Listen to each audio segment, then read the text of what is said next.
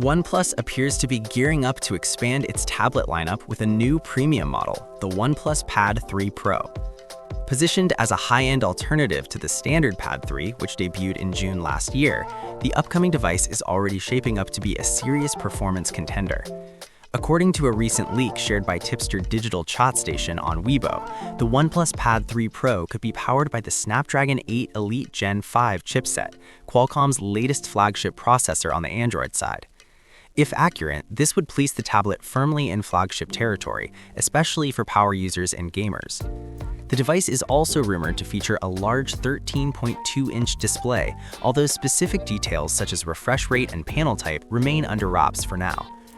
On the memory side, the tablet may come equipped with up to 16 GB of LPDDR5X RAM and 512 GB of UFS 4.1 storage.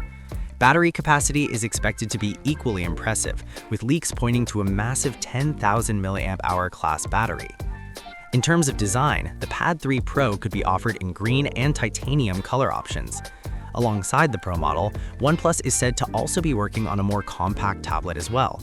This smaller device is said to feature an 8.8-inch display, catering to users who prefer a more portable form factor.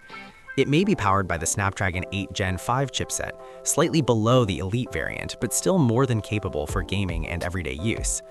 Interestingly, the compact tablet is also rumored to include a soft light display, which could improve viewing comfort and reduce eye strain during extended usage.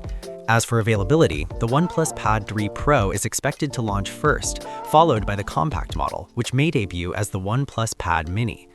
While the leak likely refers to a China launch, global availability remains uncertain. However, given that the standard model is available worldwide, there's a strong possibility that the Pro variant could also make its way to international markets. With that said, do consider subscribing to the channel for daily tech updates, and I'll see you guys on the next one.